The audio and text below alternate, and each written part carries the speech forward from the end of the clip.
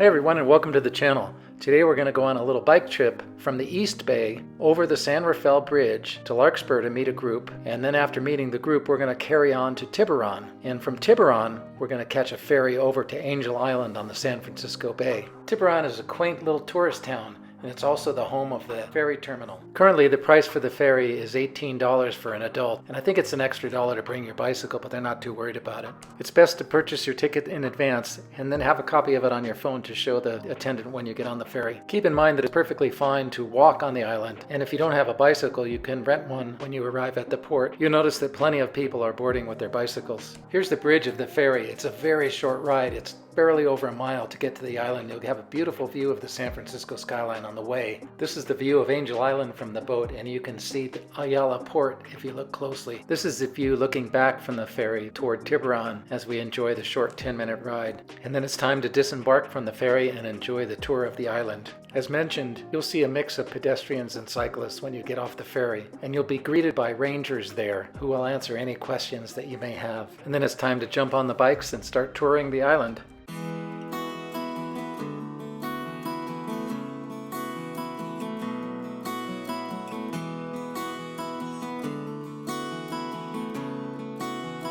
The easiest way to get up to the main road around the island is to take this beautiful smooth dirt path, which is fine on the road bikes, but if you choose not to ride the dirt path, there is a paved way up that's rather steep, and if you obey the signs you'll walk your bike up that to get to the road. But there is no need to ride the dirt path if you don't want to. The paved road around the island is quite nice and smooth, and I think it's about 5 miles total to do the full loop. And don't be too surprised if you see deer and coyote along the way. This map shows where we came in at Ayala Cove, and where we're headed to the United States Immigration Station. The immigration station operated from 1910 until 1940 and was especially harsh toward the Chinese. In fact, the areas where they kept the immigrants were separated, and the Chinese were in one area and everyone else was in another area. If you visit the area, you'll learn a lot about it. After 1940 and during World War II, the area was converted as a prisoner of war area, and the immigration was handled in the city of San Francisco. The first old building we encountered in the immigration center is the Mule Barn, and this is an old building where they stored wagons and mules, later for cars and finally storage. This old guard tower is partially intact. It was crazy times back then, and they had separate yards for the European and the Chinese immigrants. The Chinese Exclusion Act of 1882 dictated that Chinese were no longer allowed to immigrate, and this was after they were instrumental in building the railroads in the 1860s. After the earthquake in San Francisco in 1906, they had what they called paper sons. This is where all the records were lost, and it became a thing to claim you had family back in China and you could have them immigrate. These papers ended up being valuable and were sold in China and were used illegally. Immigration officers were trained to ask specific questions to try to identify whether the immigrants were legitimate or not. If they couldn't answer all the questions correctly, they were put on a boat back to China. But don't take my word for it. We were fortunate enough to have on our bike trip a fellow by the name of Darrin Lowe, whose family had direct experience with the immigration station. My grandfather came here in 1917. He was what is known as a paper son. There were enough Chinese laborers here prior to the earthquake, What happened in San Francisco? A lot of things burned down, including the records. The Chinese men, mainly that were here, because there was very few women, had to register. So they registered, and what did they say? I got 5 sons back in China. I got 6 sons. Do they have any daughters? I don't know. Then these papers were formed with all the names of their children. Someone went back to China with these papers. They sold them in China. My grandfather bought one. In addition, what they found out is they were interrogated when they got here. Like I said, some were processed. Process is different than being detained.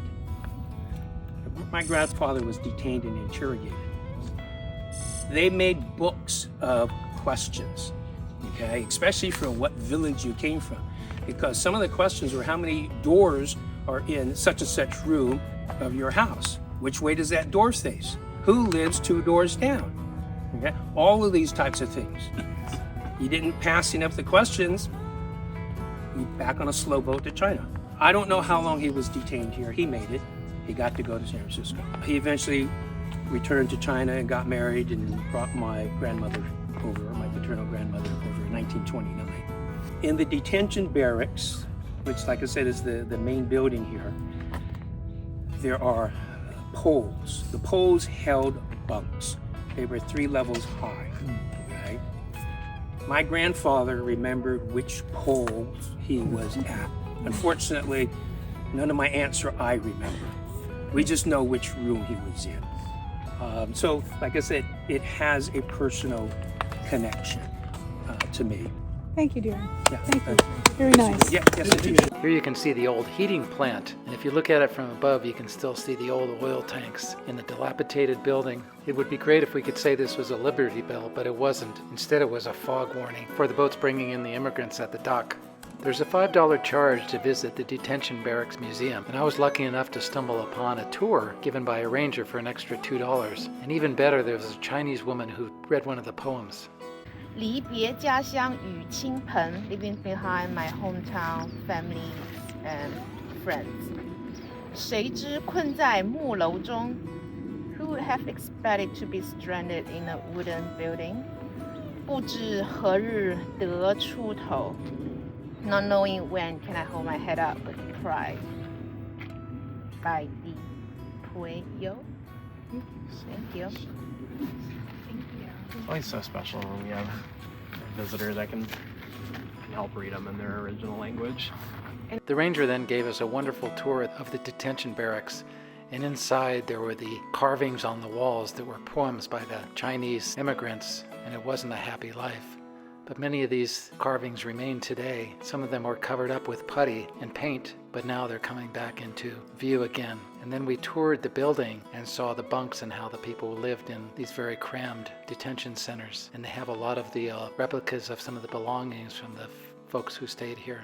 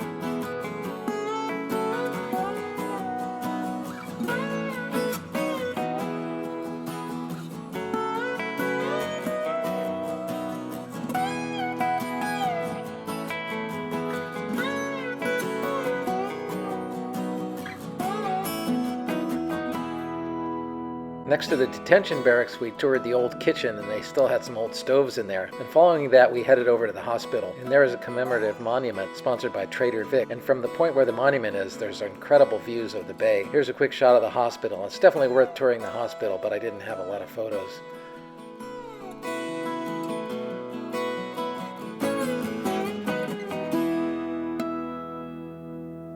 Our next stop is Fort McDowell. It's an old military establishment that was used for many years, and it peaked out in World War II where there were thousands of troops there. And a lot of the old ruins are still present, and you can walk around inside on some of them, and it's a really fun place to explore if you enjoy old ruins as I do.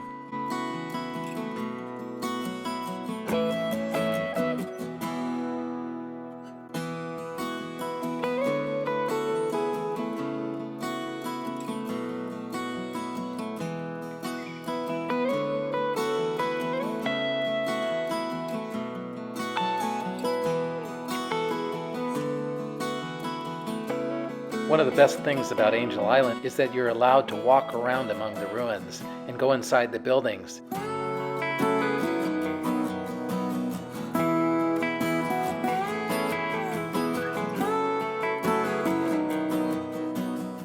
In some of the buildings, they've knocked out the staircases so that you can't go upstairs, but they do allow you to cruise around the ground floors, which is really fun to explore.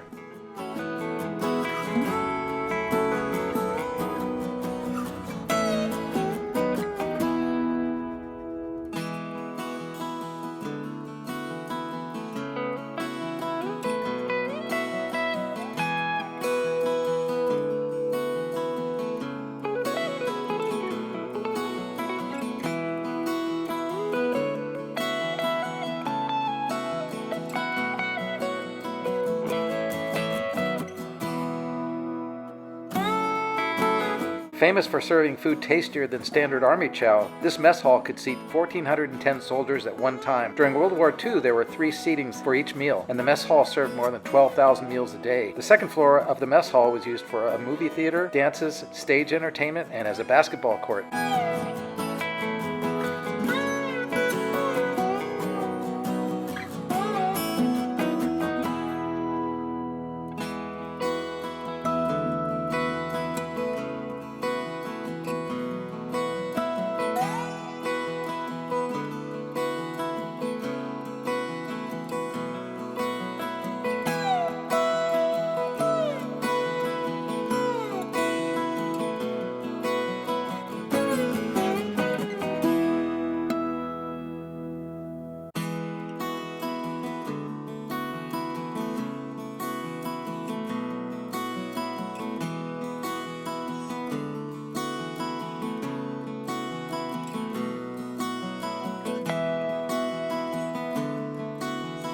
Exploring Fort McDowell was a lot of fun, and I could have spent all day there, but it was time to move on and check out the rest of the island as time was pressing.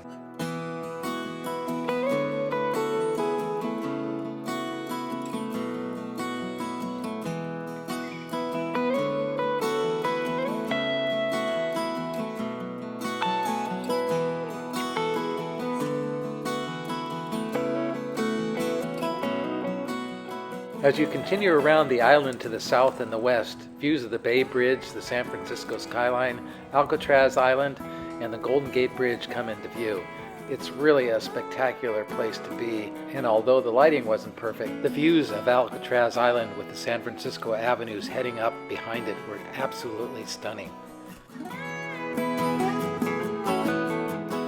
Next, we stopped to check out this beautiful old dead tree. Keep in mind as you travel around the island, it's perfectly fine to hike if you prefer. Next, we came up to this old quarry, and as it turns out, they crushed rock here to use for roads around the island so they didn't have to haul in rock. This old building is Camp Reynolds. Originally established as a temporary building, it ended up being an overflow building for quite a long time. And as it turned out, it was located at a very windy part of the island, and the climate there was pretty harsh. Finally, as we worked our way toward the ferry, we took in some amazing views back toward the Tiburon area. And then we were treated to an unexpected surprise. And that was 9 string musicians performing what I believe was a piece written for a quintet by a classical composer, and those of you who know your classical music can identify.